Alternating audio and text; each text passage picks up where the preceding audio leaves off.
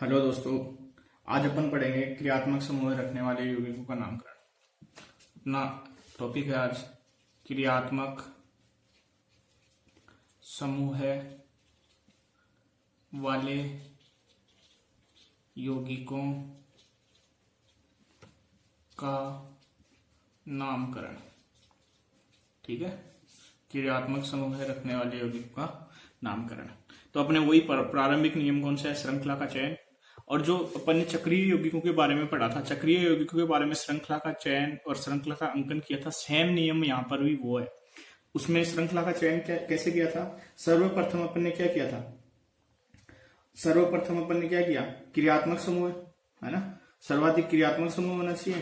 क्रियात्मक समूह के बाद में अगर क्रियात्मक समूह समान वाली दो तीन श्रृंखलाएं अपने को मिल जाती है तो क्या होना चाहिए? बहुसंख्यक बंध होना चाहिए। बहुसंख्यक बंध के बाद में सर्वाधिक बहुसंख्यक बंध होना चाहिए। और ऐसी श्रृंखलाएं समान मिलती जाती है तो अपन आगे बढ़ते जाते हैं। फिर उसमें सर्वाधिक कार्बन वाली श्रृंखला देखते हैं, फिर सर्वाधिक प्रतिस्थापी वाली समूह की संख्या देखते हैं, फिर प्रतिस्थापी की न्यूनतम स्थिति देखते हैं और फिर अल्फाबेटिकल क्रम में देखते हैं। तो सर्वप्रथम श्रृंखला का चयन। तो ये देखो, श्रृंखला का चयन के नियम ये है, श्रृंखला का चयन, ये है श्रृंखला का चयन। और ये नियम अपन ने पढ़े थे। ठीक है, ये नियम अपन ने चक्रीय यौगिकों में पढ़ लिए थे, तो ये नियम वापस आप लोग लिख लेना चाहिए एक बार, है ना। ये श्रृंखला का चयन का नियम है जो अपन ने पढ़े थे, किसमें? चक्रीय यौगिकों में। फिर उसके बाद में आता है श्रृंखला का अंकन। ठीक है, और श्रृंखला के अंकन का भी वो सेम नियम है जो अपन ने वहां पढ़े थे। ठीक है, तो वो भी मैं एक बार दिखा देता हूं, वहां पे पढ़े थे वो। ये देखो, श्रृंखला का अंकन कैसे करेंगे? सर्वप्रथम सीनियर क्रियात्मक समूह होना चाहिए, फिर उसके बाद में बहुबंध को, और फिर उसके बाद में प्रतिस्थापी समूह को। ठीक है, अगर प्रारंभ में सीनियर क्रियात्मक समूह न्यूनतम स्थिति पे होना चाहिए। न्यूनतम स्थिति के होने के बाद में अगर एक से ज्यादा क्रियात्मक समूह उसमें उपस्थित है तो एक क्रियात्मक समूह को तो क्या मान लेंगे? सीनियर क्रियात्मक समूह है, और बाकी समूह क्या हुए? जूनियर क्रियात्मक समूह है। और वो किसकी तरह व्यवहार करेंगे? प्रतिस्थापी की तरह व्यवहार करेंगे। तो अपने को अंकन इस प्रकार से करना है कि सीनियर क्रियात्मक समूह को क्या मिले? न्यूनतम स्थिति मिले। यदि अपने पास में क्रियात्मक समूह को समान अंक प्राप्त होते हैं तो अपन किसको कंसिडर करेंगे? फिर बहुबंध को कंसिडर करेंगे। ठीक है, और द्विबंध और त्रिकबंध में से किसको पहले कंसिडर करेंगे? द्विबंध को, क्योंकि अल्फाबेटिकल क्रम में ईन और आइन में से ईन पहले आता है। तो पहले जो चक्रीय में अपन श्रृंखला का चयन और श्रृंखला का अंकन पढ़ा था, वही नियम यहां पर है। तो अब अपन क्रियात्मक समूह के बारे में पढ़ना शुरू करते हैं। ठीक है, तो सीनियर क्रियात्मक समूह के बारे में पढ़ना शुरू करते हैं। तो ये हो गया अपना। हाँ, तो दोस्तों अपना पहला क्रियात्मक समूह है कार्बोक्सिलिक अम्ल और कार्बोक्सिलिक एसिड, इसको बोलते हैं। अब देखो, इसमें मैंने एक टेबल बनाई है, समूह है प्रदर्शन, द्वितीयक अनुलग्न और द्वितीयक पूर्व लग्न। तो देखो, मैं पहले समूह लिख दूं तो समूह तो अपना कौन सा है? कार्बोक्सिलिक अम्ल है ना, कार्बोक्सिलिक अम्ल। प्रदर्शन करने का तरीका यह है इसका, और इसी को कई बार ऐसे भी लिख देते हैं। ठीक है, द्वितीय अनुलग्न की तरह व्यवहार करेगा तो क्या लिखेंगे? ओइक एसिड या ओइक अम्ल। कब? जब COH का कार्बन मुख्य श्रृंखला का हिस्सा हो, मुख्य श्रृंखला का हिस्सा हो। ठीक है, और अब देखो, इसके लिए द्वितीय पूर्व लग्न क्या लिखेंगे? कार्बोक्सी। कब लिखेंगे? इसमें देखो, द्वितीय अनुलग्न कार्बोक्सी, इसके लिए द्वितीय पूर्व लग्न लिखेंगे। द्वितीय पूर्व लग्न कब लिखेंगे? जब ये पूर्व लग्न की तरह व्यवहार करेगा या प्रतिस्थापी की तरह व्यवहार करेगा। अब द्वितीय अनुलग्न का एक पार्ट तो ये हो गया, दूसरा पार्ट, इसका दूसरा हिस्सा हो रहा है, वो मैं बता देता हूं अभी। दूसरा हिस्सा अपन इसके लिए यूज करेंगे कार्बोक्सिलिक एसिड।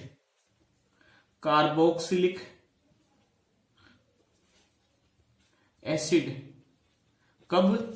जब COH का कार्बन मुख्य श्रृंखला का हिस्सा नहीं हो। अभी क्या मतलब है इनका अपन अभी डिटेल में पढ़ेंगे इनके बारे में। और जब ये द्वितीय पूर्व लग्न की तरह व्यवहार करेगा तो क्या लिखेंगे इसके लिए, कार्बोक्सी लिखेंगे। क्या लिखेंगे, कार्बोक्सी लिखेंगे। तो अब देखो इस पे एग्जाम्पल करते हैं अपन, इस पे एग्जाम्पल करेंगे तो आप लोगों को ये अच्छे से समझ में आ जाएगा अभी, है ना। तो एग्जाम्पल्स है अपने पास में। पहला एग्जाम्पल HCOH, इसका नाम क्या होगा, इसमें कितने कार्बन है, एक कार्बन है। सबसे पहले तो श्रृंखला में कार्बन होने चाहिए, तो कार्बन ले लिए अपन ने, एक कार्बन है, ये लो कार्बन, ये श्रृंखला बन गई इसकी। अब वही अपना रूल, मूल शब्द प्लस प्राथमिक पूर्व लग्न प्लस अनुलग्न, द्वितीयक अनुलग्न, और यहां पे प्राथमिक पूर्व लग्न प्लस द्वितीयक पूर्व लग्न। ठीक है, यही अपना। तो एक कार्बन है, एक कार्बन के लिए मूल शब्द होना चाहिए क्या, मैथ, ये लो मैथ। ठीक है, अब प्राथमिक अनुलग्न क्या होते हैं, एकल बंध, द्विबंध, त्रिक बंध। अब इसमें कार्बन से कोई कार्बन नहीं जुड़ा हुआ, तो यहां क्या है, an meth plus an plus. अब देखो एक बार द्वितीयक अनुलग्न को मैं छोड़ देता हूं, प्राथमिक पूर्व लग्न वाला है क्या इसमें, नहीं है।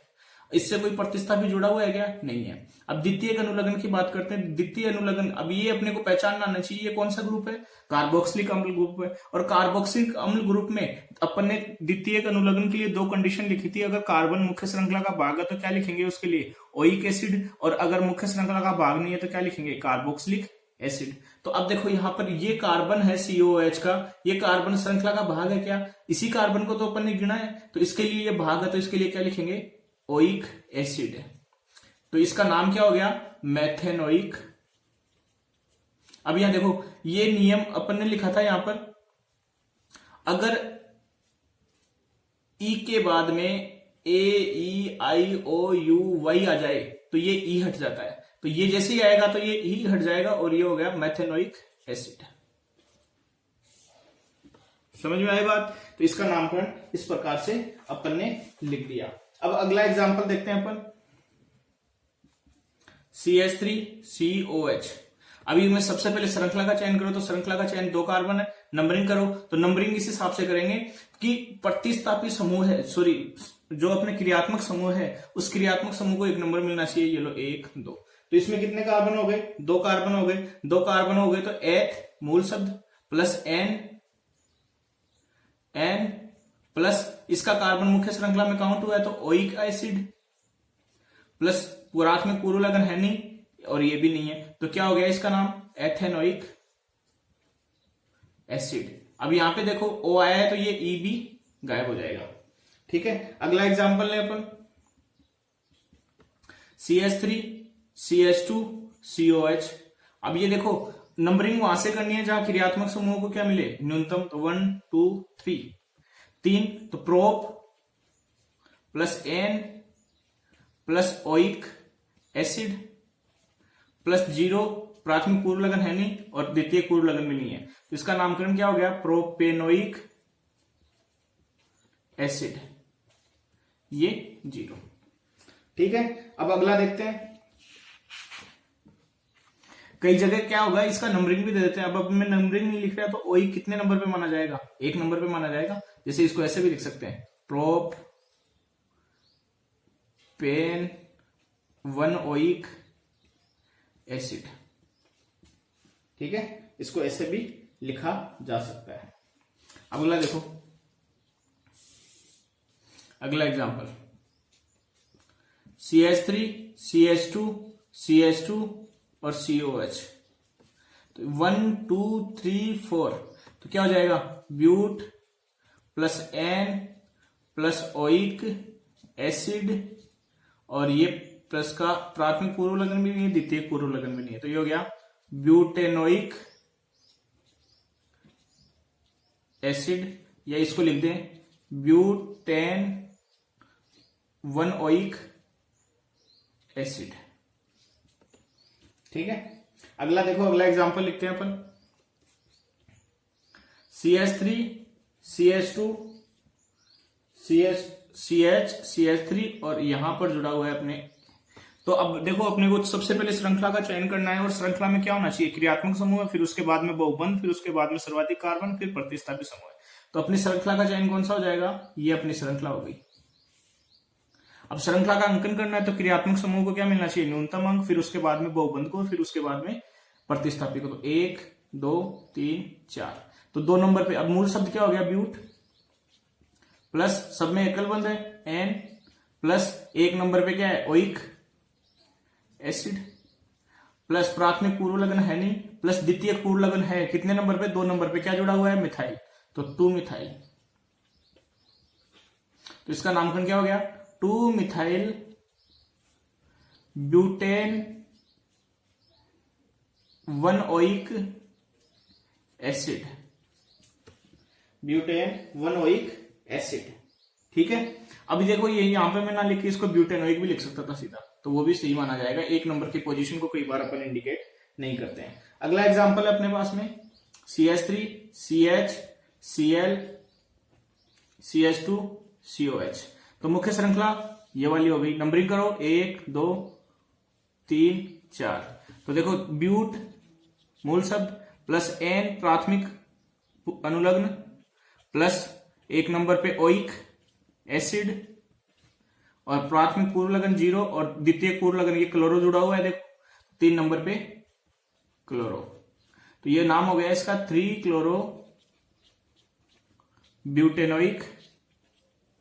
ब्यूटेनोइक एसिड, या और ब्यूटेन 1 ओइक एसिड। ठीक है, और ये 3 क्लोरो। समझ में आई बात। अब देखो अगला एग्जांपल और करते हैं, और एग्जांपल करते हैं अपन।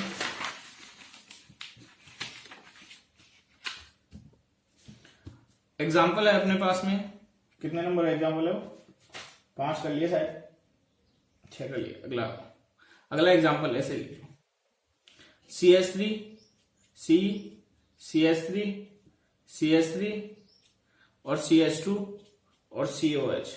तो अपने को श्रृंखला का चयन करना है जिसमें सर्वाधिक क्रियात्मक समूह आए सबसे पहले। तो इसमें ये ले लिया अपन ने, तो नंबरिंग करो 1 number 2 number 3 number 4 number.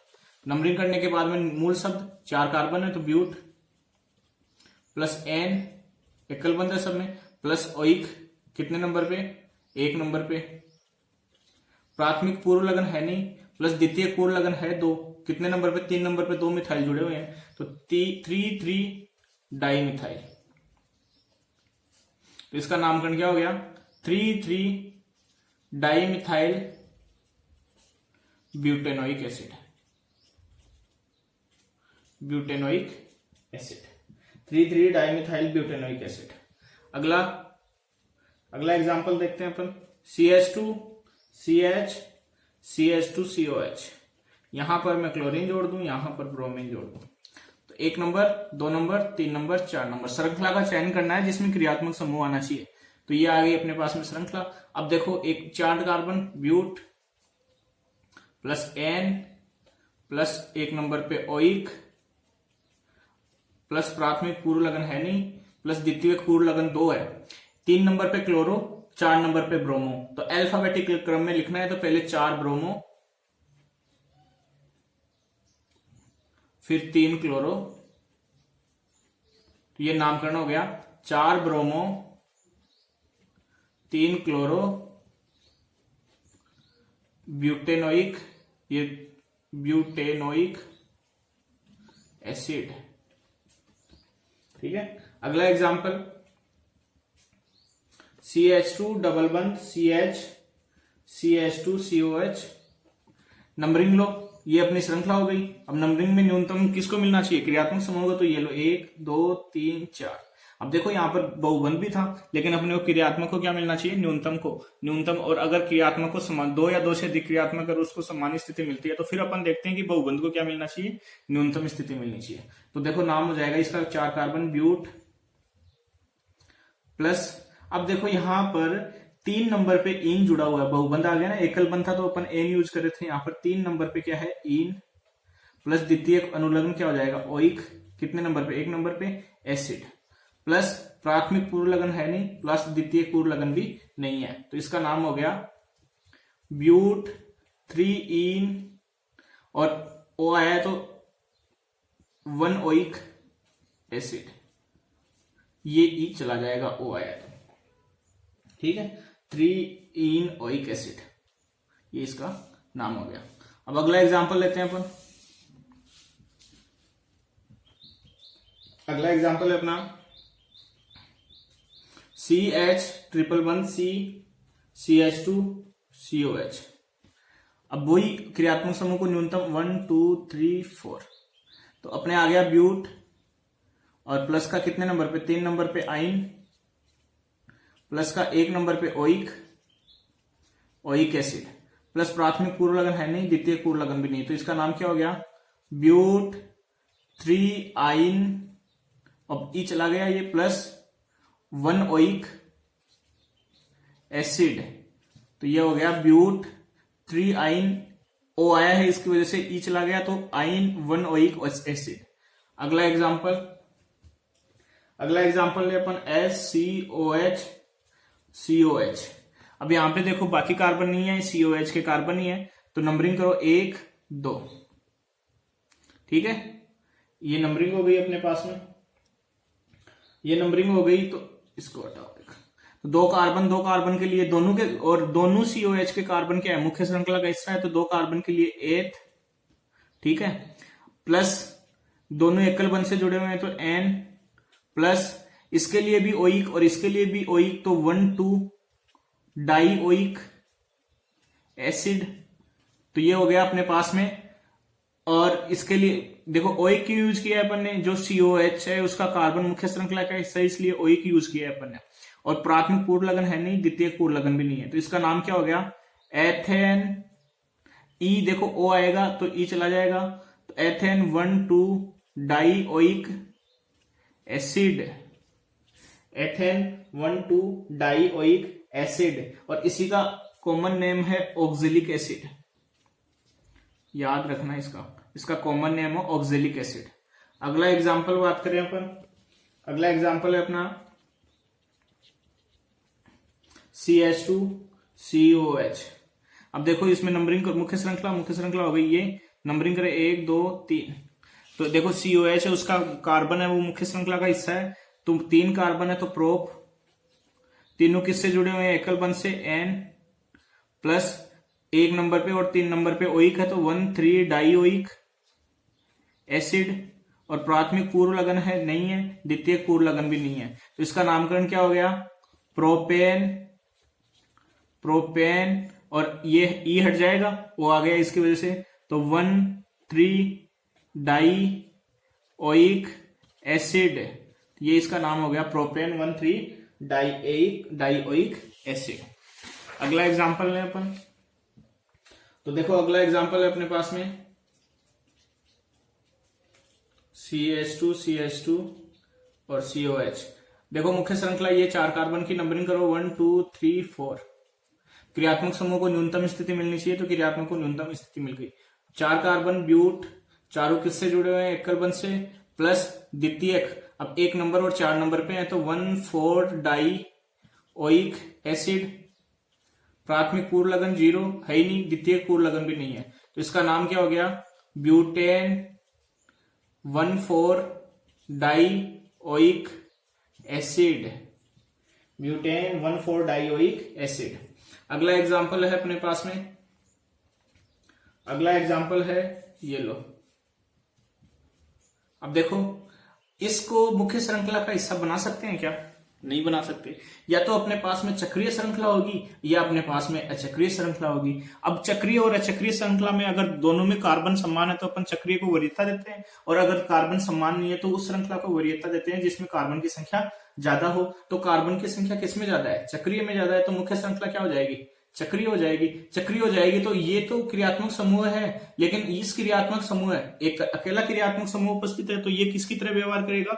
Senior क्रियात्मक समूह की तरह। अगर यहाँ पे दो टाइप के क्रियात्मक समूह उपस्थित होते तो एक सीनियर होता और बाकी के किसकी तरह व्यवहार करते? प्रतिस्थापी की तरह व्यवहार करते। लेकिन यहाँ पर एक ही क्रियात्मक समूह है तो ये किसकी तरह व्यवहार करेगा? सीनियर क्रियात्मक समूह की तरह। अब देखो COH है, अब इसमें मुख्य श्रृंखला तो ये हो गई, लेकिन इस क्रियात्मक समूह का कार्बन क्या मुख्य श्रृंखला का हिस्सा है क्या? नहीं होगा। मुख्य श्रृंखला का हिस्सा नहीं होगा तो इसके लिए क्या यूज कर देंगे? द्वितीय अनुलग्न कार्बोक्सिलिक अम्ल। तो देखो कार्बोक्सिल मूल शब्द क्या है? 3 कार्बन है तो प्रोप प्लस प्राथमिक अनुलग्न N प्लस द्वितीयक अनुलग्न क्रियात्मक समूह ये है और इसका कार्बन मुख्य श्रृंखला का भाग नहीं है तो क्या यूज करेंगे? 1 कार्बोक्सिलिक अम्ल। कार्बोक्सिलिक अम्ल एसिड कितने नंबर पोजीशन पे? 1 नंबर पे। जो मैंने अब अपन नंबरिंग कहां से करेंगे? जहां से क्रियात्मक समूह जुड़ा हो तो 1 नंबर बोल दिया मैंने इसको। प्लस प्राथमिक अनुलग्न है साइक्लो वलय उपस्थित है, सॉरी प्राथमिक पूर्व लग्न। द्वितीय पूर्व लग्न नहीं है तो ये क्या नाम हो गया? सॉरी क्या नाम हो गया इसका? साइक्लोप्रोपेन 1 कार्बोक्सिलिक एसिड, ये इसका नाम हो गया साइक्लोप्रोपेन 1 कार्बोक्सिलिक एसिड। अब देखो यहां पर C आया था तो अपन ने ये E नहीं हटाया है, ये देखो वो रूल याद रखना, ठीक है। तो मैं समझ रहा हूं, मैं उम्मीद कर रहा हूं आप लोगों को ये समझ में आ रहा है। अगला नामकरण है अपने पास में, तो श्रृंखला हो गई चक्रीय वाली, ये वाली। ये क्रियात्मक समूह है जिसका कार्बन मुख्य श्रृंखला का हिस्सा नहीं है, तो क्रियात्मक जहां उपस्थित है वहां से नंबरिंग करो 3 4। तो मैं इसका डायरेक्ट लिख दूं, डायरेक्ट लिखो तो but plus N plus 1 carboxylic अम्ल कार्बोक्सिलिक एसिड और प्लस का साइक्लो और प्लस द्वितीय पूर्व लग्न है नहीं, तो इसका नाम हो गया साइक्लो ब्यूटेन कार्बोक्सिलिक एसिड। यहां पर 1 लिखने की जरूरत नहीं है, मैं बता चुका हूं ये बात आप लोगों को। अगला एग्जांपल है अपना, अगला एग्जांपल है ये लो, ये क्लोरीन। अब देखो अपने को श्रृंखला का चयन करना है, तो श्रृंखला तो ये होगी वलय वाली श्रृंखला होगी, तो नंबरिंग कहां से करना है? क्रियात्मक समूह को न्यूनतम मिले, क्रियात्मक समूह को न्यूनतम मिलने के साथ साथ बहुबंध को भी न्यूनतम मिलते चाहिए और प्रतिस्थापी को तो 1 नंबर 2 नंबर 3 नंबर 4 नंबर। तो इसका नाम हो गया but plus N plus carboxylic अम्ल कार्बोक्सिलिक एसिड प्लस दूसरा क्रियात्मक समूह है अपने पास में सल्फोनिक एसिड, सल्फोनिक एसिड। दूसरा क्रियात्मक समूह है सल्फोनिक एसिड। अब देखो इसमें भी सेरोटोनिक एसिड में पहले तो समूह लिखो, प्रदर्शन द्वितीयक अनुलग्न और द्वितीयक पूर्व लग्न, ठीक है। तो ये समूह है सल्फोनिक अम्ल, इसको बोलते हैं सल्फोनिक एसिड, इसका नाम है। प्रदर्शन इसको करते हैं अपन SO3H, ठीक है, या इसको ऐसे भी लिख देते हैं S double bond O OH, ये इसका तरीका है, ये O है, ठीक है, ये इसे भी लिख सकते हैं।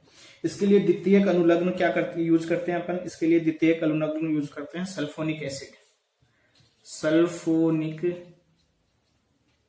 एसिड और द्वितीयक पूर्व लग्न यूज करते हैं इसके लिए सल्फो।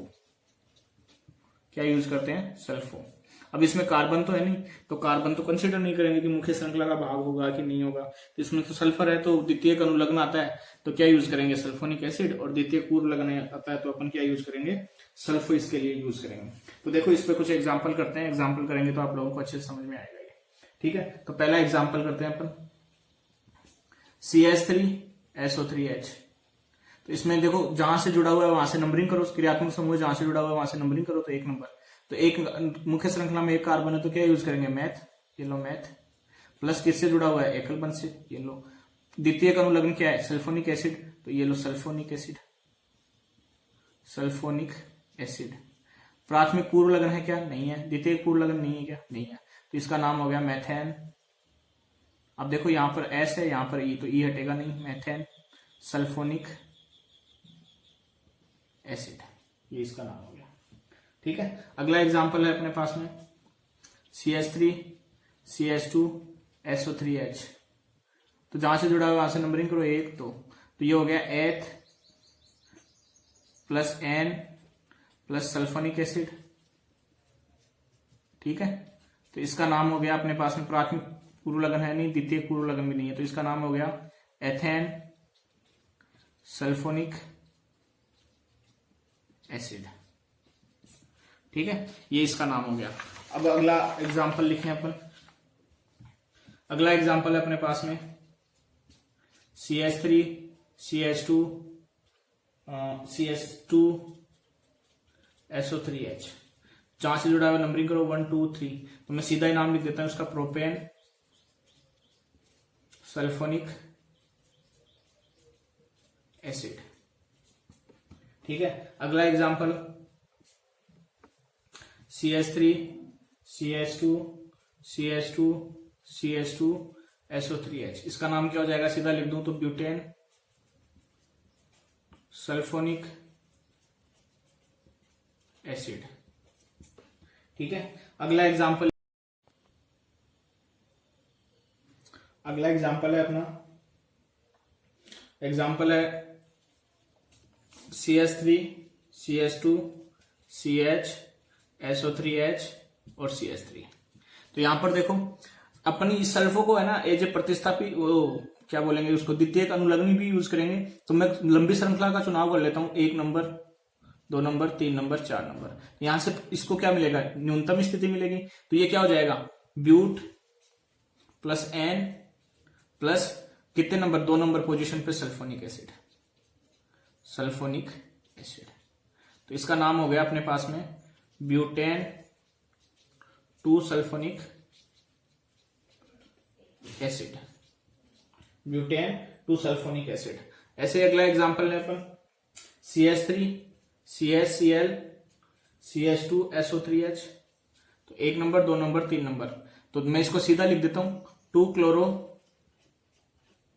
क्लोरो प्रोपेन 1 नंबर पे sulphonic acid, 2 chloro propane sulphonic acid. अगला एग्जांपल है अपन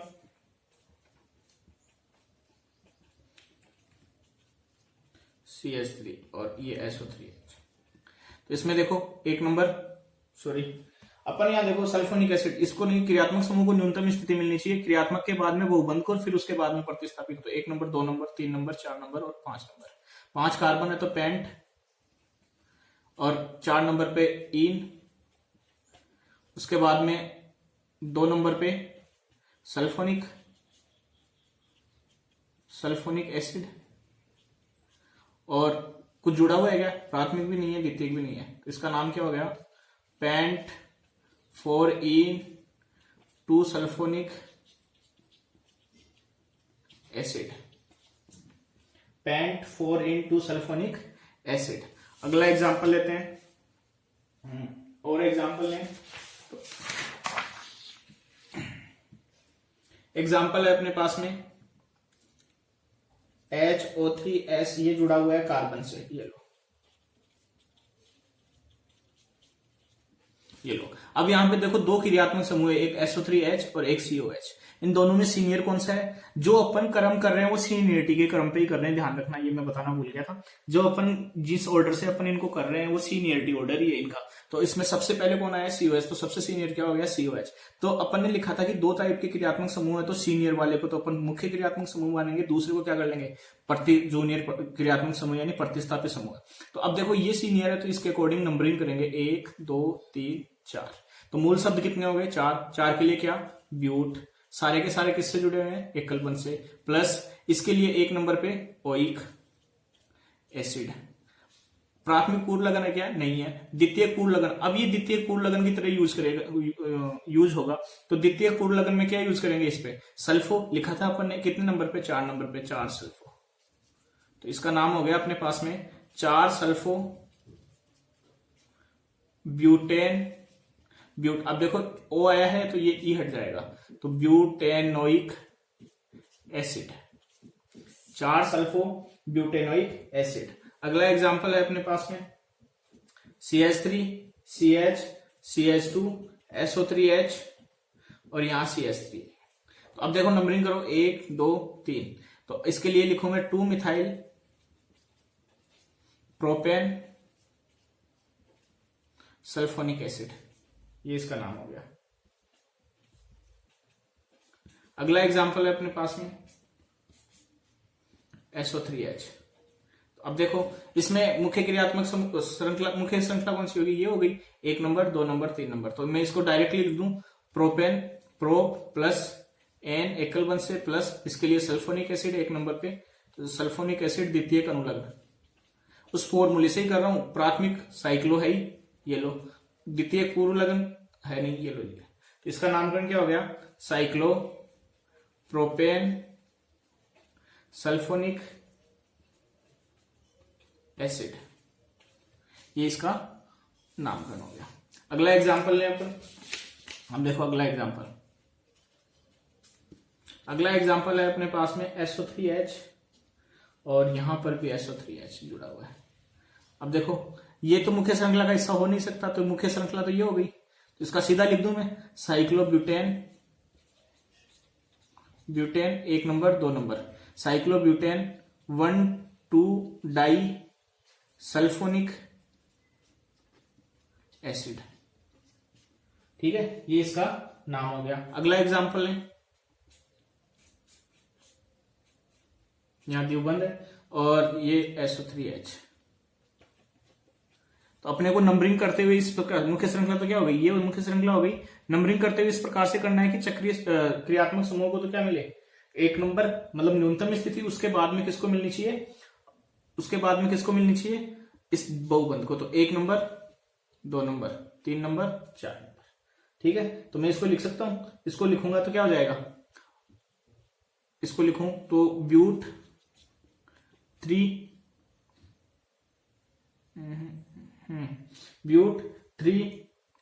इन, और ये हो गया इसका प्राथमिक अनुलग्न। अब द्वितीयक अनुलग्न क्या लिखेंगे, 1,2 डाई सल्फोनिक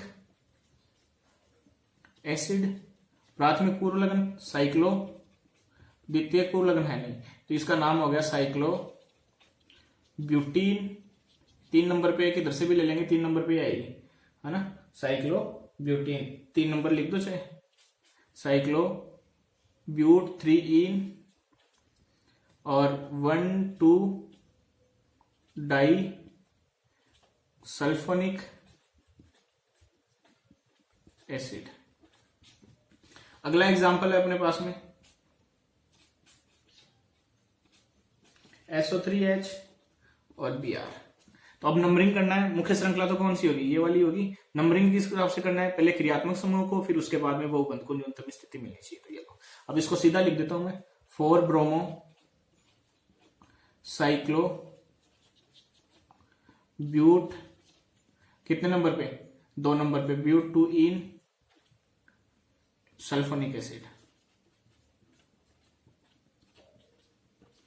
4 ब्रोमो, ठीक है, साइक्लोब्यूट 2 इन 1 सल्फोनिक एसिड, 1 भी लगा देते 1 नंबर, जहां से नंबरिंग स्टार्ट की है वही। तो ध्यान रखना, सबसे पहले श्रृंखला का चयन करना है, फिर नंबरिंग करनी है। नंबरिंग का ऑर्डर इस प्रकार रखना है, क्रियात्मक समूह को न्यूनतम मिले, फिर उसके बाद में किसको मिले, बहुबंध को न्यूनतम मिले, फिर उसके बाद में प्रतिस्थापी को न्यूनतम मिले। अगला एग्जाम्पल है, अपन अगला एग्जाम्पल करते हैं। अगला एग्जाम्पल है अपना